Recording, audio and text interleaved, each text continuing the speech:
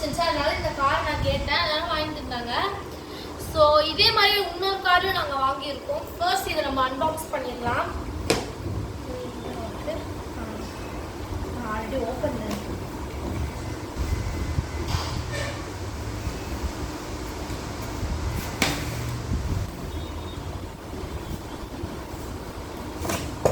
இதுதான் நம்மளோட car.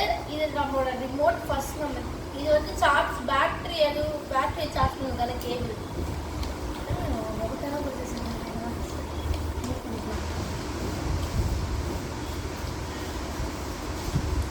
So இது ஸ்க்ரூ டைப்பில் கொடுத்துருக்காங்க. மறுபடியும் இதே மாதிரி பேக் பண்ணிக்கலாம். அண்ட் இது நம்மளோட remote. Front, back, left, right. And இதில் பேட்டரி போட்டிருக்காங்க. இதை பண்ணிப்போமா? இல்லை சரண் பண்ணிடலாமா?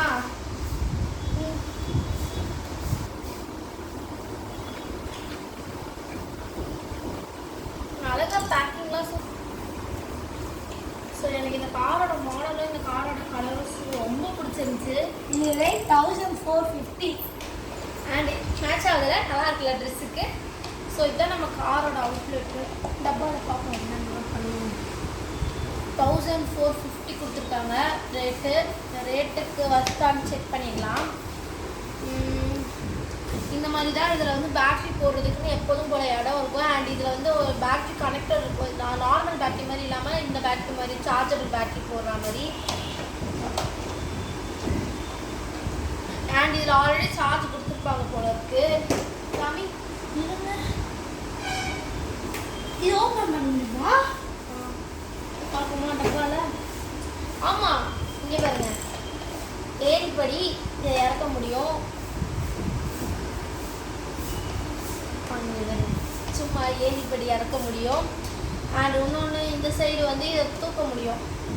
இது வந்து அந்த ஸ்டோர் பாக்ஸ் மாதிரி சும்மா சின்ன பசங்க விளையாடுறதுக்காக கொடுத்துருக்காங்க. இதுதான் டோர் முடியாது, பார்த்தாலே தெரியலையாடா. டோர்லாம் ஓப்பன் பண்ண முடியாது. ஸோ ஃபஸ்ட்டு ஸ்டார்ட் பண்ணிடலாமா? ஸ்டார்ட் பண்ணி வச்சாச்சு. ரிமோட்டில் பேட்டரி இருக்குது. இதெல்லாம் ஒரு ஓரமாக வச்சுருவோம். வச்சுட்டு லைட் எரியுது. இது பாருங்களேன், முன்னாடி நகர்த்துனா லைட் எரியுது. ஐஸில் பின்னாடி லைட் எரியல, பட் முன்னாடி நகர்த்தும் போது லைட் எரியுது. செம்ம ஸ்பீடாக இருக்குது காரு.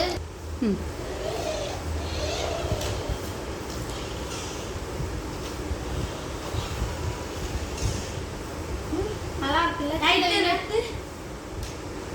லைட் லெஃப்ட் இது ஒர்க் ஆகுது.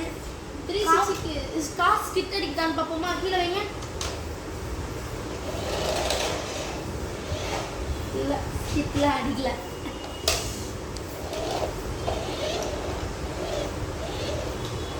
அடிக்குது, அடிக்குது, காசு கிட்ட அடிக்குது. நைஸ்ல இருங்கக்கா, அடித்தாங்க. நான் பண்ணுங்க.